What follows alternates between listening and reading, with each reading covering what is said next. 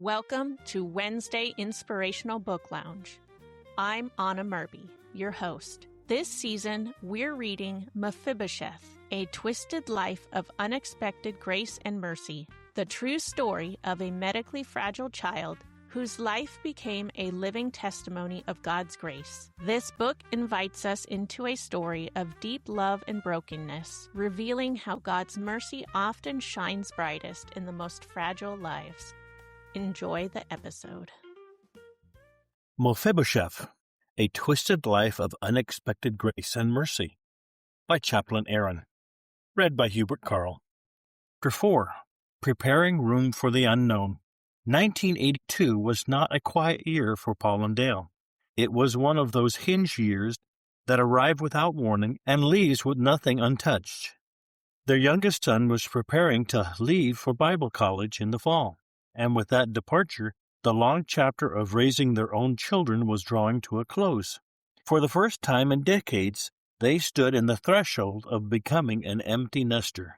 They had options, but none of them felt small. At the time, Paul and Dale were managing an apartment complex in Citrus Heights, a practical and steady means of replacing income from the restaurant business that they had already surrendered. Years earlier, they had sold their ranch and given everything to the Lord. Yes, given all. That decision had not left them diminished. It had sharpened their clarity. What remained now was not the question of whether God would lead them forward, but how. Pastor Paul was already carrying the responsibility of an emerging deaf church, grown from a Bible study that had begun in Carmichael Bible Church. The ministry was no longer theoretical. It required space, planning, hospitality, and stamina. Home Bible studies met regularly. Counseling conversations happened at the kitchen table. The work was active, relational, and demanding. And yet, even with all this, the sense lingered that something more was being prepared, something that had not yet taken shape. That is the story of the deaf church. At the same time, and after much prayer and many long conversations, Dale began looking for a house. Not just any house. They needed something larger than an apartment, something flexible, something that could hold people, not just furniture. They asked around. They listened. They waited. Then came one quiet conversation with a real estate agent about a foreclosed property listed at the almost unbelievable price of $78,000. When they went to see it, the condition matched the price. The house had been expanded again and again over the years, a 7-bedroom, 2-story structure stitched together by additions that reflected need more than design.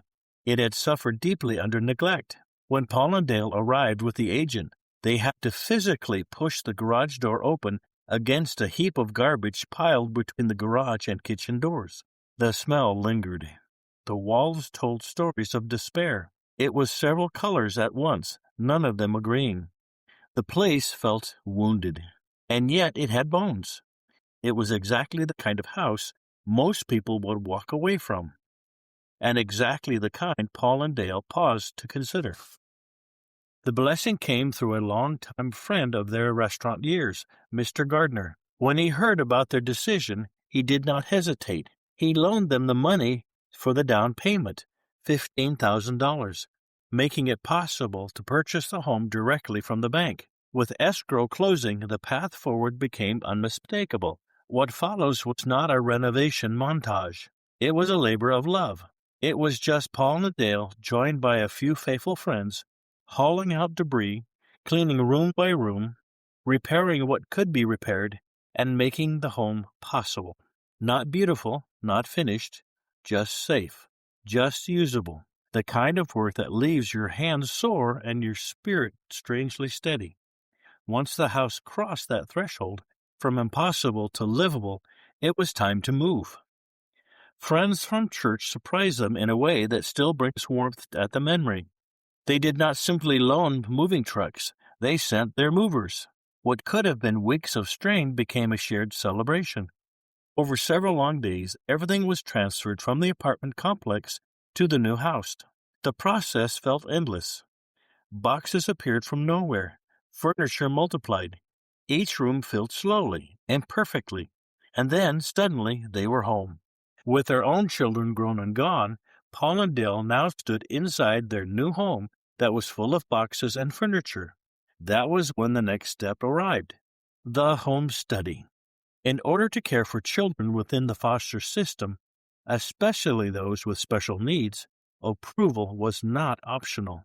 It came through Alta Regional California Regional Center, Sacramento County Social Services, the County Fire Department, etc., and it required that the house itself become safety certified.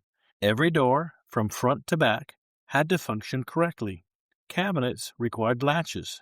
Drawers had to be secured. Medication needed separate locked storage.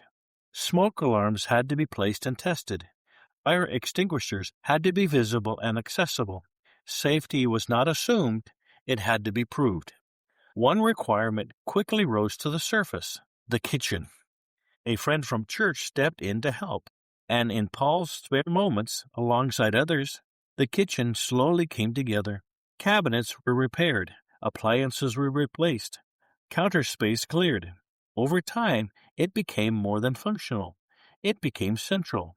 It would feed many people. It would host conversations. It would hold grief and laughter in equal measure. Then came paperwork. There was paperwork, and more paperwork, and paperwork for paperwork. Forms were filled out, corrected, resubmitted, filled out again.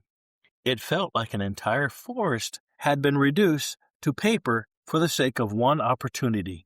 At that point, it was only foster care, but the system required precision. Dates mattered. Signatures mattered. Language mattered. To their surprise, social services was grateful. Older couples were rare. Couples willing to care for the unknown were rarer still. The early placements were often temporary, respite care for children with developmental delays who needed short-term support. This quickly became a pattern. Children arrived with various disabilities, medical needs, and emergency circumstances. Every size, every temperament, every story unfinished. Paul and Dale learned quickly. They became wise about what was manageable. Boundaries were not refusals. They were protections. They learned which placements fit the environment of the house that was increasingly structured for non-ambulatory children. Children who required quiet, stability, and constant attention, regardless of age or size. Occasionally, there were surprises. One emergency placement involved a 14-year-old girl, nonverbal, autistic, and intensely physical. She could overturn furniture with ease. No medication had been provided. One afternoon, Dale took her to the department store to buy proper undergarments. What followed was chaos. A frightened cashier, a dressing room erupting with sound, clothing thrown over stall walls, and what appeared to be a wrestling match between a petite foster mother and a tall autistic teenager. Nonverbal did not mean quiet. Eventually, both emerged exhausted, triumphant only in survival, and went home with bags of clothes. After more than a week, it became clear that this placement was not appropriate. These moments were part of the education. There were many similar emergency requests that followed in those early years. The phone rang often, sometimes late, sometimes with urgency that left no room for deliberation. Each call carried a story. Some spoken clearly, others hinted at between the pauses. Every request came with the same weight. Someone needs to help right now. At first, saying yes had come easy. It always had. Giving and caring were not skills Paul and Dale had learned. They were habits formed over a lifetime. Saying no felt unnatural, even disobedient. However, experience is a quiet teacher, and over time they began to recognize that wisdom was not found in saying yes to everything, but in saying yes to what they had truly been prepared to carry. Their recent experience had sharpened their discernment. They were not withholding from compassion. They were refining it. Each emergency placement had taught them something about safety, sustainability, and stewardship. Love alone was not enough. It had to be paired with capacity. Some needs, as real as they were, required environments different from what their home could faithfully provide. They also knew their limits. Gradually, a clarity began to form. After prayer, conversation, and honest self-examination, Paul and Dale came to understand their long-term calling was not in every possible placement, but in one very specific category: non-ambulatory and medically fragile infants. This was not a decision made lightly. Non-ambulatory meant that a child would grow in size, but not in physical independence. As the years passed, the body remained profoundly disabled, often quadriplegic, frequently bedridden, requiring constant care for a lifetime. These were children who would never run off and play with other kids. They also would never feed themselves, turn over unassisted, or speak words of recognition. Their lives would be measured not by milestones achieved, but stability preserved. At the time, medical services had begun moving away from medical institutions for these children, recognizing compassion. Children thrive better in homes rather than in facilities. This was especially true of those who were medically fragile. A home could offer consistency, touch, voice, and relationship, things no institution, no matter how well funded, could replicate. Paul and Dale understood this environment. Their house had already begun to take the shape of quiet rhythms and controlled movement. It was suitable for stillness, for monitoring, for gentle routines that would not change abruptly. They knew how to manage equipment, schedules, medications, and long nights that required vigilance rather than activity. Social workers came and went, often unannounced. Their visits carried a peculiar attention, like spotting a police car in your rearview mirror, even when you know you're doing nothing wrong. Everything was always in order, but the nervous energy never faded. By 1983, the house was ready. By 1984, it was active.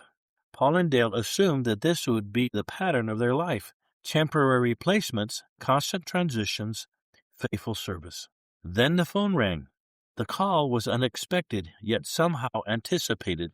A child had been born to a mother whose body had been overwhelmed by drugs. The child was severely deformed, twisted in ways that defied comprehension.